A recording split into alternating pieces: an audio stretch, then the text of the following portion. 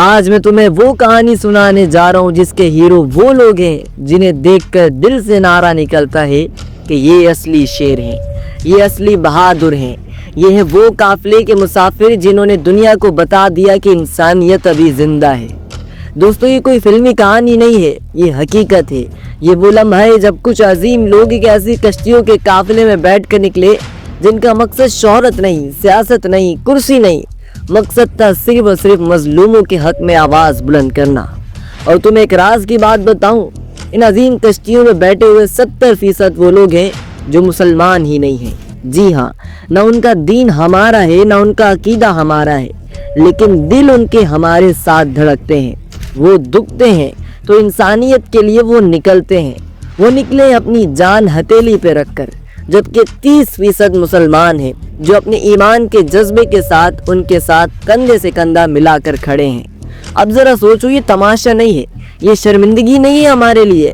غیر مسلم آگے بڑھ کر ہمارے مظلوم بھائیوں کے لیے اپنی جان داؤں پر لگا رہے ہیں، اور ہم ریاستیں، حکمران صرف تقریروں اور قراردادوں پر اٹکے ہوئے ہیں۔ جی ہاں، کیا یہ غیرت ہے ہماری؟ دوستو، ان کشتیوں پر کون کون ہے؟ سنو ذرا۔ پاکستان کے ایک ایسے سینیٹر ہیں جن کا نام سن کر دشمن کے پیروں کے نیچے سے زمین کھسک جاتی ہے۔ جی ہاں، وہی مشتاق صاحب۔ وہ صرف سینیٹر نہیں ہے، وہ دلوں کے لیڈر ہیں، وہ امت کی زبان ہے۔ وہ وہی ہیں جو ایوان کے اندر کھڑے ہو کر حق بات ایسے کہتے ہیں جیسے تلوار چلتی ہے۔ اور وہ جب ان کشتیوں پر بیٹھ گئے تو دنیا کو پیغام چلا گیا کہ اب یہ کھیل کوئی عام کھیل نہیں رہا۔ یہ کشتیاں صرف لکڑی اور لوہے کی نہیں ہیں، یہ ایمان اور انسانیت کی دیواریں ہیں۔ اور رکو، ابھی سنو، ان کے ساتھ وہ بھی ہیں جو کشمیر کے ایک وزیر ہیں۔ جی ہاں، کشمیر کا وہ بیٹا جو خود اپنی قوم کے زخم دیکھ چکا ہے، وہ مظلومیت جھیل چکا ہے، اور اب وہ صرف کشمیر کے وزیر نہیں رہے، وہ پوری دنیا کے وزیر غیرت بن چکے ہیں۔ جب وہ ان کشتیوں میں بیٹھے تو ایسا لگا جیسے تاریخ کے صفحے پلٹ گئے ہوں، جیسے کوئی نیا صلاح الدین ایوبی نکل آیا ہو۔ ابھی دل تھام کے بیٹھو، کیونکہ یہ صرف 2 یا 3 لوگ نہیں ہیں، یہ کوئی چھوٹا سا جلوس نہیں ہے، یہ قافلہ 40 ملکوں کے نمائندوں سے بھرا ہوا ہے۔ 40! سوچو یار، 40 ملکوں کے لوگ ایک ساتھ، ایک آواز میں، ایک مشن لے کر نکلے ہیں۔ یہ کوئی عام بات ہے، یہ تو دنیا کی تاریخ بدلنے والی لہر ہے۔ اور سنو، میں یہاں پاکستانی ریاست کو سیدھا پیغام دینا چاہتا ہوں کہ یہ مت سوچو کہ یہ صرف چند کشتیوں پہ بیٹھے عام شہری ہیں۔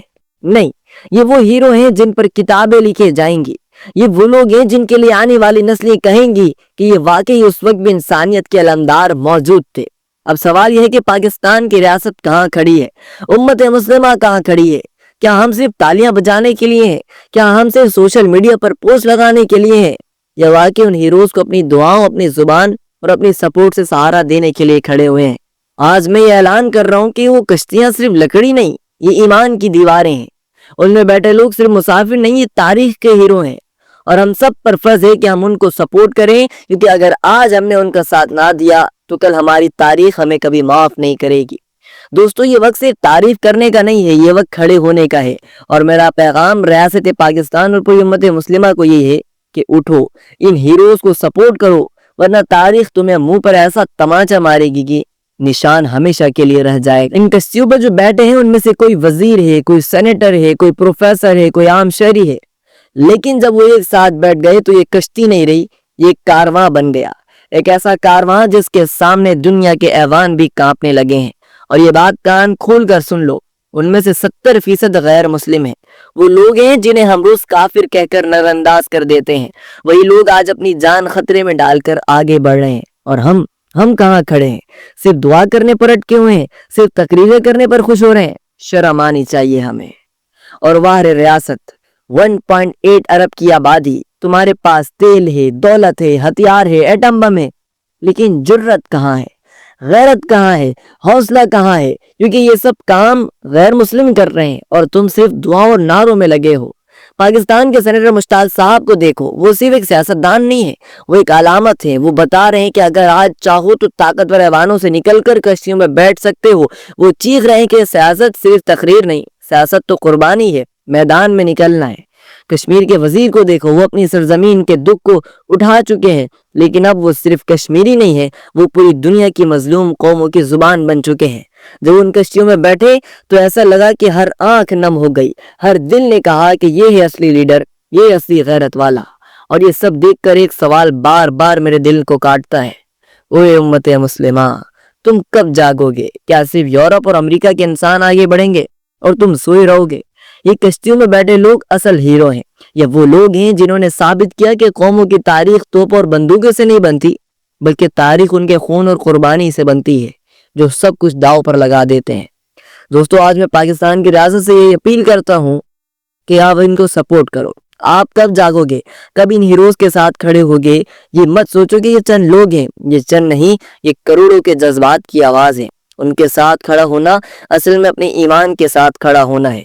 اور امت مسلمہ کے حکمرانوں کو بھی سنانا چاہتا ہوں کہ تمہاری کرسیوں کو شرم آنی چاہیے، تمہارے محلوں کو شرم آنی چاہیے، تمہارے ایوانوں کو شرم آنی چاہیے کہ جب غیر مسلم اپنے دل میں ایمان کی چنگاری لے کر نکلے ہیں تو تم آج بھی اپنے پیٹ اور اقتدار کے غلام بنے بیٹھے ہو۔ یہ کشتیوں میں بیٹھے لوگ دنیا کے لیے مشعل راہ ہیں۔